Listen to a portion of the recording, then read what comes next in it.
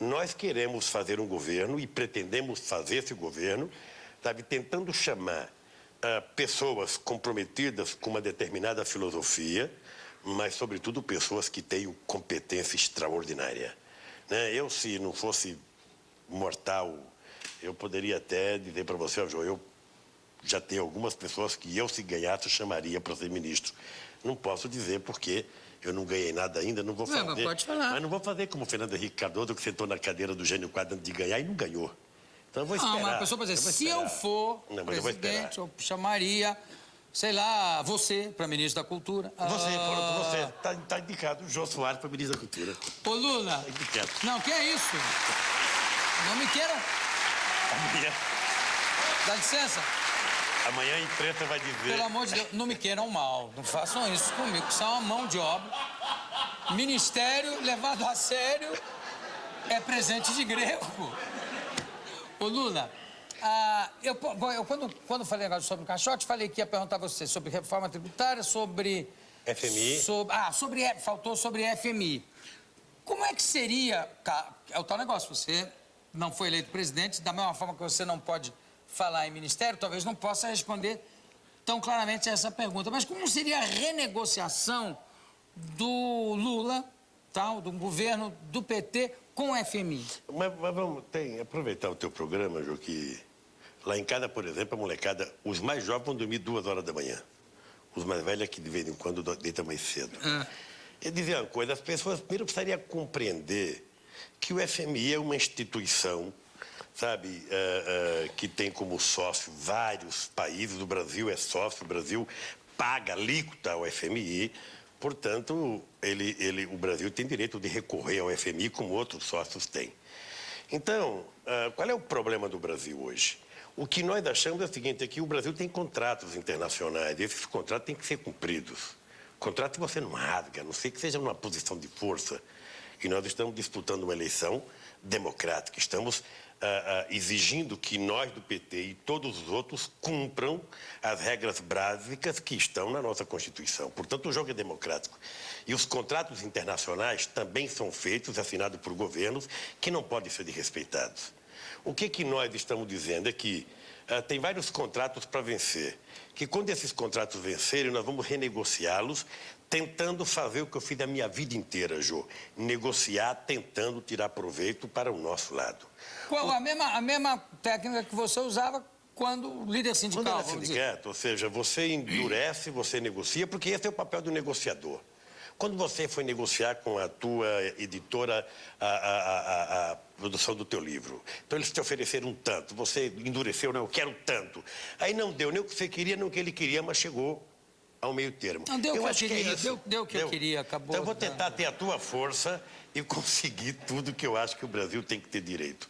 Agora, eu acho que o Brasil não pode exigir, não pode aceitar é que equipes do FMI venham ao Brasil dizer o que a gente tem que fazer. Certo. No nosso terreiro, quem canta são os nossos galos. Ô, Lula, eu vou levar você ali para que a plateia faça perguntas. Se tiver alguma pergunta pertinente para fazer, eu já estou indo, calma. Antes eu quero dizer o seguinte, eu entrevistei aqui um bluseiro, um grande bluseiro americano chamado Magic Slim. E ele não tinha o dedo mindinho da mão direita. E ele perdeu o dedo mindinho na mão direita. É um daqueles bluseiros do Mississippi que começou colhendo algodão. E eu fiquei muito comovido que ele falou, não, eu perdi esse dedo numa máquina de colher algodão, ou de separar o algodão, né? Tanto que o meu sonho era ser pianista e eu não pude ser pianista. Um guitarrista legendário até, né? Aí eu falei, nós temos um grande líder político no Brasil que também não tem um mindinho na mão esquerda. E eu não consegui traduzir para ele, eu disse, perdeu numa máquina, né? Mas eu não conseguia explicar em que máquina você tinha perdido o dedo, em que máquina... Numa prensa, Jô. Eu era torneiro mecânico e quebrou um dispositivo numa prensa transversal. Uma prensa que até estava fazendo naquele dia aqueles botões de cofre de banco. E quebrou o dispositivo, então eu fiz um parafuso para ir colocar essa prensa. A prensa fazia assim. E eu estou lá colocando o parafuso, eu penso que o companheiro que era o prensista, já era 3 horas da manhã, Jô. ele deixou, acho que ele soltou o braço da prensa, a prensa fechou. Eu tentei tirar a mão, mas pegou esse dedo. Né? Pegou o dedinho e amassou. Né? Se eu não tivesse... Eram 3 horas da manhã, eu fui atendido pelo médico às 7 da manhã. Né? Porque pobre, trabalhando à noite, sabe? Pelo sistema do INPS, naquele tempo não tinha muita opção. E aí o médico poderia até ter aproveitado um cotozinho aqui para eu coçar o ouvido. Ele preferiu cortar tudo. Então, esse dedo desse peão metalúrgico aí fedendo a graxa, deixa eu arrancar logo. O pai arrancou meu dedo inteiro. Eu tô aqui. Eu te falei um dia que eu tinha... O problema é que eu tinha o seguinte, eu tinha preconceito. Primeiro porque eu tinha vergonha de usar aliança, as pessoas não veem meu dedo. Então, eu andava muito com a mão fechada. Depois, eu passei um tempo, Jô, sabe, aqui para aprender a lavar o rosto. Porque eu ficava com a mão aberta assim, colocava água. Quando levava aqui, a água caía. Aí eu adotei uma tecnologia de colocar o dedo, encaixar assim e... Pronto. Se eu soubesse, eu tinha ensinado isso pro Magic Slim. Como é que faz para lavar o rosto? E você estava nessa época, a máquina estava fazendo botão de segredo de cofre, de banco? A gente fundia um botão de segredo. Quer dizer que os banqueiros já implicavam com você desde essa época? Não, ali não foi o banqueiro, não. O que era grave, Jó, é que eu trabalhava à noite e não podia trabalhar à noite. Eu não tinha 18 anos completo.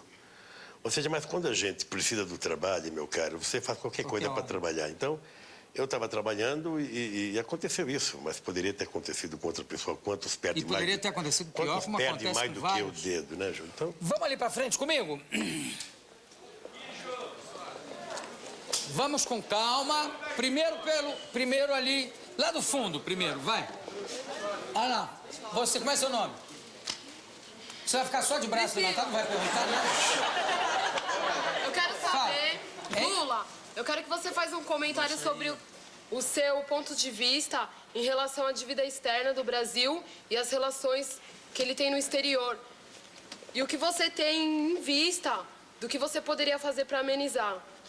Olha, a dívida externa brasileira hoje, Jô, a dívida externa brasileira hoje, ela é da ordem de 230 bilhões de dólares, dos quais 140 bilhões é dívida privada, dívida de empresários brasileiros que tomaram dinheiro emprestado a dólar, né, a juros mais baratos, portanto, eles vão ter que pagar.